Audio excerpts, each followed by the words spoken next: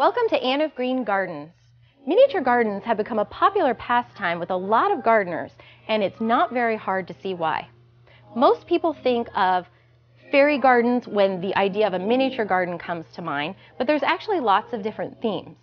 It just so happens that I've made up a couple of really fun gardens that I want to show you, starting with, ta-da, a fairy garden. And when I was creating this garden, I knew it's a fairy garden. I cannot just use any old plants. They have to be whimsical and exciting and magical, otherwise the fairies are just going to pass right by my garden and not stop in. So the first plant I chose was pennyroyal because this plant has a nice mint scent. In fact, actually, if you get too close to it, it's rather overpowering. So that will attract the fairies to come to my garden. And then for color, I have some pink polka dot and a white polka dot plant. On the side, I have, this is called Leptonella. It's one of my favorite plants. It looks like a miniature fern, and in fact it's from New Zealand, so you could of course see this growing somewhere where the hobbits hang out and the fairies are. And then I wanted to add some height and whimsical corkscrew-like plant here that this is actually a corkscrew willow. And then in the back here I've got a couple fun colored stones that I put in here, and then I repeated my polka dot plant theme. And so I found these really neat mushrooms somewhere. So this is my fairy garden. For those gardeners that are really into fairy gardens and don't care about the other themes, you need to know about Fairy Gardens, a guide to growing an enchanted miniature world by Betty Earl. This book tells you everything you need to know about attracting fairies to your garden. It will tell you which plants are the best for keeping evil fairies away, which plants let fairies know that they should come to your garden. So like I said, this fairy garden book is the book you need. Here I have a southwestern garden theme, and I created this by putting 3 pots together. And as you can imagine, with all the soil and rocks and everything in it, it's pretty heavy. In fact, it weighs about 35 pounds. So when you design a garden like this, you might want to decide where you want to keep it so you don't have to move it. And then the fun part about miniature gardens is adding these accessories. For example, this fun little chair that I found at a store was just perfect. And then all of these plants I purchased at the San Francisco Flower and Garden Show after I told myself, you do not need any more succulents. Don't go near that table. $30 later. It happens. What can I tell you? So at the end of the show, if you want to know a complete list of every single plant that's in here, you can read about them. But for now, I'm just going to tell you that this cool little plant right here is called a finger jade. And for those of you that are fans of Lord of the Rings, this is variety Gollum. Yes, believe it or not, Gollum has a plant named after him. So you will have to look for this plant if you're a big Lord of the Rings fan. The other little plants in here, the other thing I did that was kind of neat was I took some tiny little pots and put inside them some soil, and then I put these little echeverias and these cobweb house leeks, stuck them in there, and that completed a bit of a look which I repeated up here. So this is your southwest garden, and that's a fun theme that you might want to think about doing yourself. This is my beach garden. A couple years ago, my uncle gave me this really neat galvanized container that I put some holes in, and I filled with soil. And then I decided recently this would make the perfect beach container, especially with this really neat succulent aeonium as a beach umbrella. And underneath you can see I have a surfboard and a towel. The person who is out swimming left behind their little bucket and their shovel, and later they're going to make a sand castle. And of course they've got their little flip-flops. And then to complete the look, I've got some stones I put out to look like water. I also have a brother that loves hiking in the hills, and any rocks you see in my garden that are absolutely fascinating are given to me by him. And like I said, I'm not going to mention the name of every single plant, but I did want to say that normally I've got these little sea pinks, Armeria, which is just so fitting, right? Sea pinks. So those are normally popping up in the front here in front of the blue fescue to complete the look. So I want to thank my friend Holly at Kimchi Kawaii for making these adorable little additions to my beach garden, and I'm trying to persuade her to make more. So if you want to send her a note at kimchikawaii.com and tell her, yes, please make these. If you want to purchase some, you may be able to persuade her to do it. This is my English tea garden. As you can see, it's a perfect spot to sit down and have a spot of tea. In the garden, I've used a couple of my favorite plants, Irish moss and Scotch moss. And to create this effect of having a big mossy lawn, what I did was I grabbed a 6-pack of the plants, and instead of pulling each one out separately, I just dumped them all out together and planted them. So that made that really easy. I also have this arbor that has some ivy growing on the sides of it, and of course my little pink polka dot plants in the back. So if you're into themes like this one, you could also vary it and add some herbs and make it more of a herbal tea garden.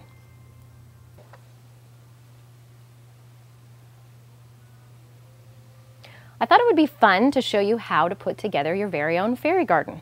So the first thing you want to start with is your pot, because you're probably not going to make an entire fairy village like our friend Nancy. If you didn't see our episode called Nancy's Village, you'll want to make sure and check that out.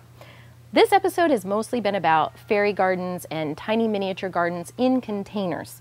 So if you start out with a small container, the most important thing to remember, you need to have a drainage hole. It needs to be about 1 inch wide. Then you fill your plant up with soil. And a lot of people have a tendency to think that if they add gravel or potting shards in the bottom of their container, that's going to increase drainage. But according to University of Illinois research, that actually has the opposite effect, and the water's just going to sit in the container and your plants will rot and you won't know why. So if you're concerned about the soil leaking out the bottom, just get a little piece of window screen, put that on the bottom, and you're ready to go. So I have this container right here. And I have decided that I want to make a theme around this little gnome that I found. Isn't he cute?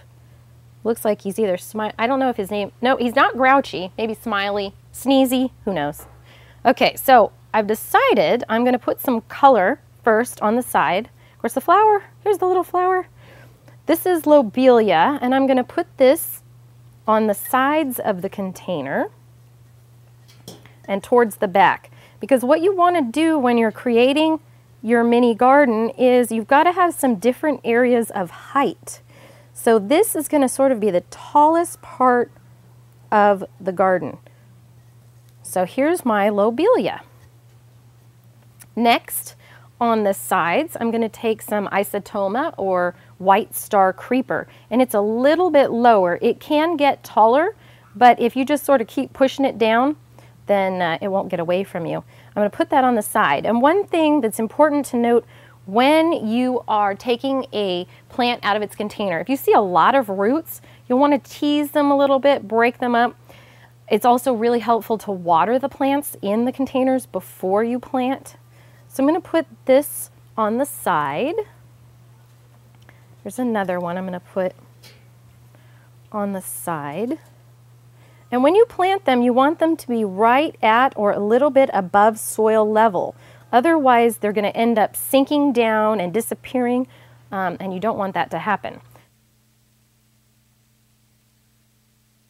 For the front of the container, I'm going to choose very fittingly this elfin thyme, because when you're creating a garden like this, you want to have different areas of height. So I've got my tall area, my isotoma, like I mentioned, I can push it down a little bit.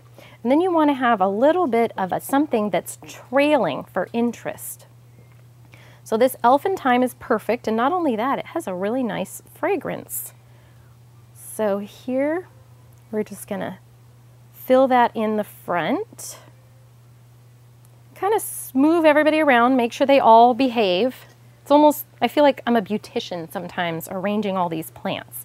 Okay, and now for my final accessory, I have this cute little birdhouse that I'm going to put in here. So as you can see, it really doesn't take that much time to create a garden like this. I've used 3 of the thyme, 3 of the isotoma, 4 of these lobelia. So then if you wanted to create another garden for your friend, you would have enough to do that. So then what you want to do next is water this really well. anytime you water a garden, you don't want to just give it a little bit of water. You want to do a big soak, wet it really well, and then don't wet it again until it's dry.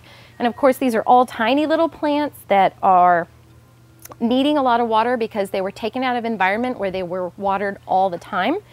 So, did you get that pun? They were watered all the time? Sorry, okay.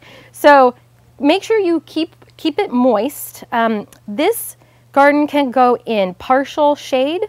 You don't want to put it in the full sun quite yet, especially at least in the Central Valley, because it will just bake. So keep it in the partial shade, water it really well, and enjoy.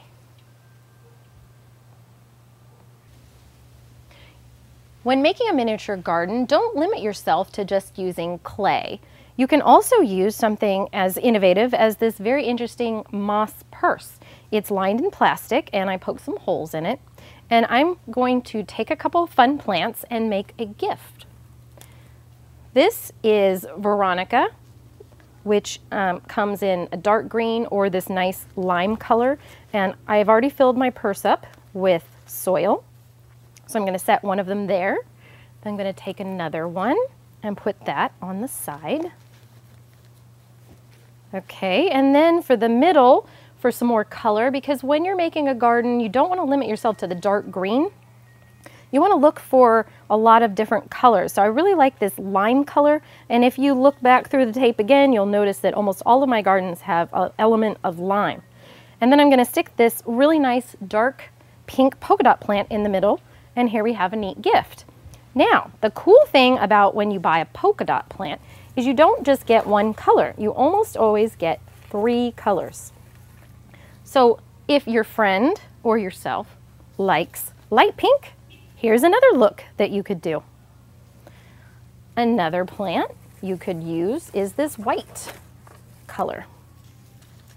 Okay, so choose your favorite. Out of all of these, I kind of like the white. I think it's got a nice contrast look. And so then I would just water this really well and give this gift to my friend. So in closing, I want to say a special thanks to West Turf Nursery, which is located in Modesto at 1612 Claus Road. Elena is the owner, and she has just been so generous in letting me borrow plants and making things. And I think what I'm going to do is I'm going to bring this back to the nursery and have her sell it. I'll be curious to see how long it lasts, and also the gnome garden. So thank you so much for joining me on this episode of Anne of Green Gardens. As you can tell,